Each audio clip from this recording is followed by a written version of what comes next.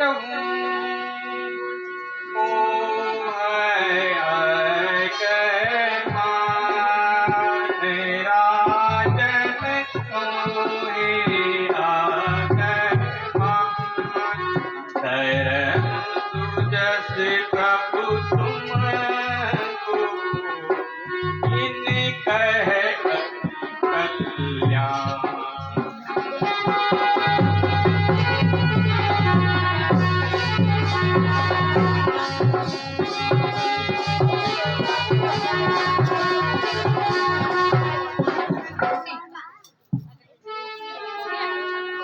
इस अवस्था मेरा जन्म से आपको, इस अवस्था मेरा जन्म से आपको कोई तकलीफ दे ना गवारा नहीं, कोई तकलीफ दे ना गवारा नहीं।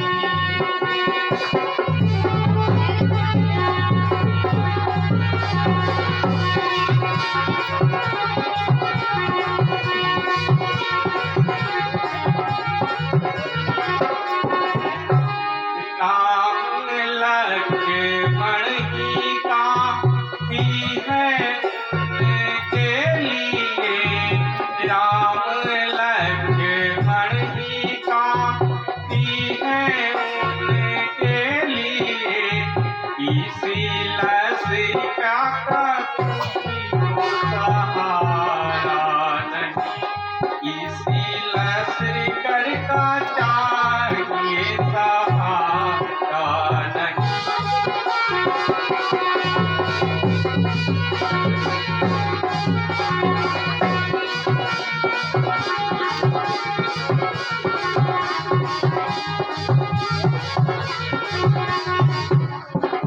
तेरे दोनों कुंवर अब जवान हो गए, तेरे दोनों कुंवर अब जवान हो गए, इसलिए करते उन्हें कोई इशारा नहीं, इसलिए करते उन्हें कोई इशारा नहीं।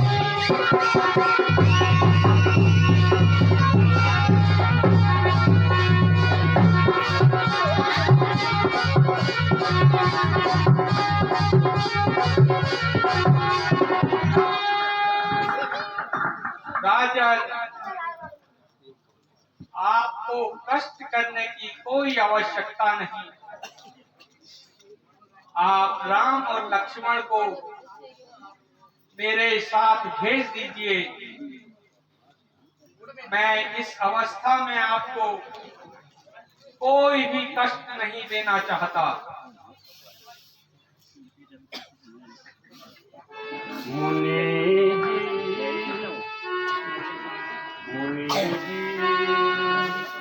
आपको इस जिद से फायदा हो नहीं सकता, मुनि जी आपको इस जिद से फायदा हो नहीं सकता, जो उल्टी बात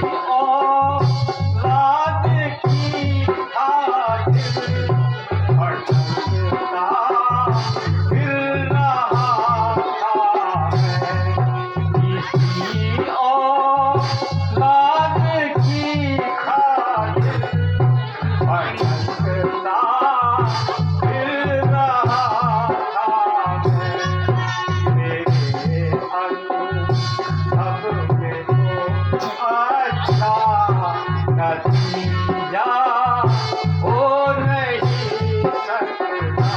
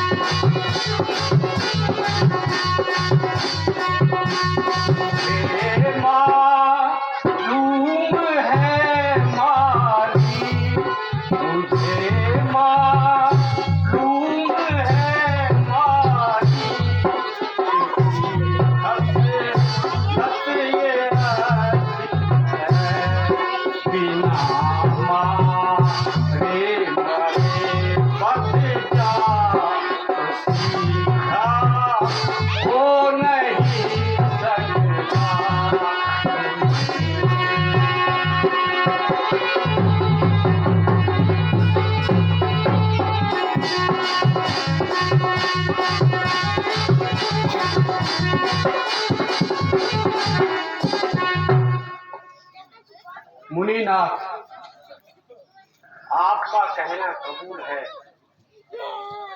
लेकिन आपकी ये हट बिल्कुल फिजूल है। भला ये कैसे हो सकता है मैं स्वयं घर में बैठा रहूं और उन छोटे छोटे बच्चों को युद्ध में भेज दूं? राक्षसों से युद्ध करना, और वह भी मारीच जैसे चालबाज से। ये बच्चे अभी बहुत नादान हैं और मारीच की चालबाजी से बिल्कुल अनजान हैं। जब मैं स्वयं आपके साथ चलने के लिए तैयार हूं, तो आपको क्या परेशानी? आप इन तमाम बातों पर विचार कर लें और स्वयं ही सोचकर बताएं।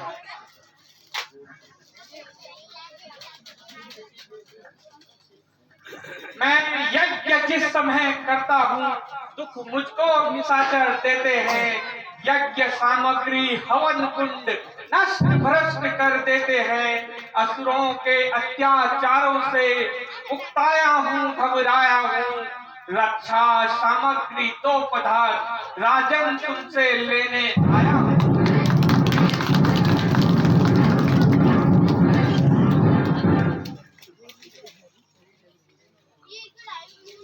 आश्चर्य है कि रघुकुल में ऐसे कायर कहां से पैदा हो गए,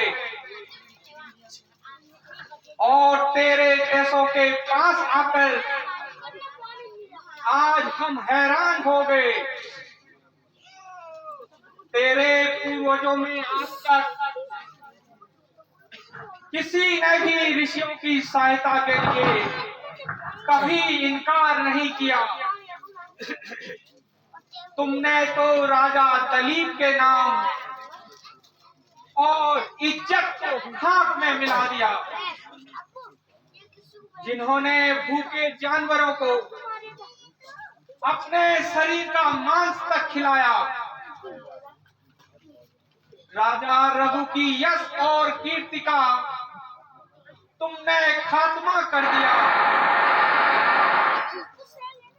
अच्छा, अब मैं चलता हूँ। न मुझे आपकी सेना की जरूरत है और न ही आपके पुत्रों की। जैसे बनेगी बनाऊंगा, परंतु तेरे जैसे कायरों के पास सहायता के लिए कभी नहीं आऊंगा।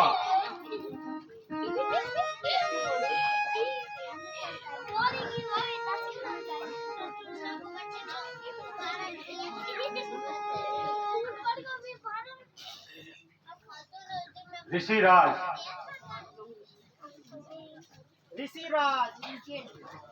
धैर्य धारण कीजिए। हाय, मैं क्या करूं, किसको समझाऊं?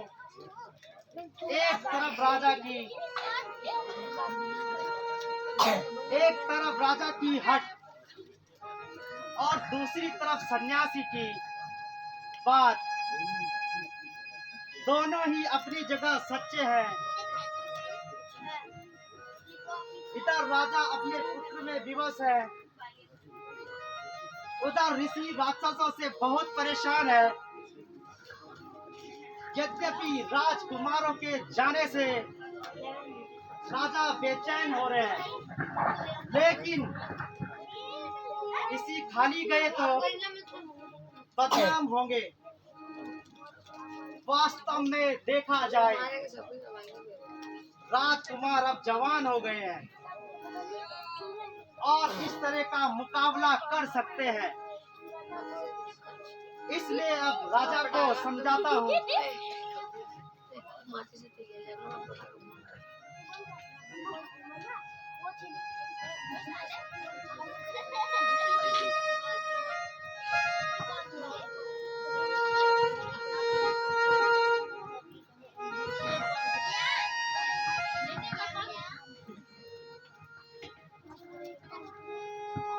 राजन, आप संकोच होकर राम और लक्ष्मण को भेज दीजिए। अगर मुनि जी खाली चले गए तो अयोध्या की तख्त की बदनामी हो जाएगी। आपकी बात राजा ही को करना है और एक ना एक दिन युद्ध में लड़ना है। फिर आप अपनी आंखों के सामने देख लें, ताकि मेरी सिखाई विद्या भी दिखाई दे। इसके अलावा विश्वामित्र जी भी कम नहीं है। समय आने पर वह भी अपने हाथ दिखाएंगे। अब आप ज्यादा ऐतराज ना कीजिए और मुनि जी को नाराज ना कीजिए।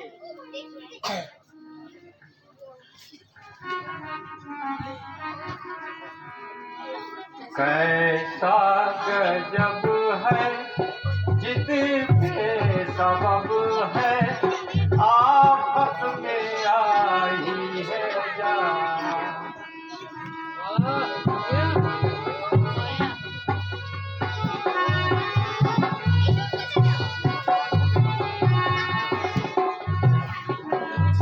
ऐसा गजब है, जिद पे सबब है, आफत में आई है जान।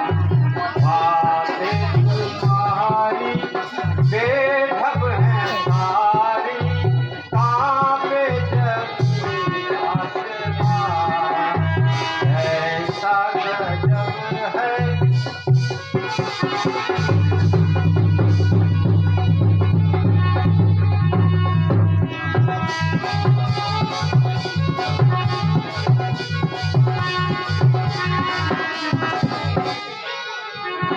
क्या मैं ही पागल हुआ, या मुनि पी गए भंग। या मैं ही पागल हुआ, या मुनि पी गए भंग। भला वो बच्चे इस तरह करेंगे उनसे जंग। क्या ये उम्र है, कैसा जबर है, अकल मेरी हैरान। ऐसा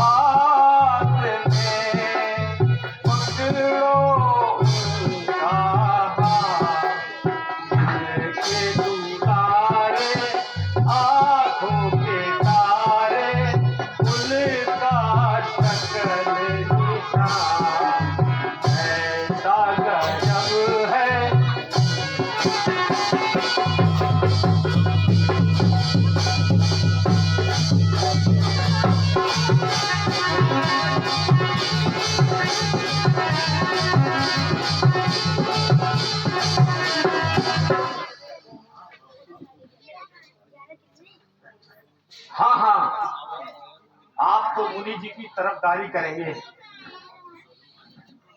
उनकी सारी बातें आपके लिए ठीक हैं और मेरी सारी गलत। ईश्वर ना करे लड़ाई में कोई उलट पलट हो गया तो मैं कैसे जीवित रहूंगा।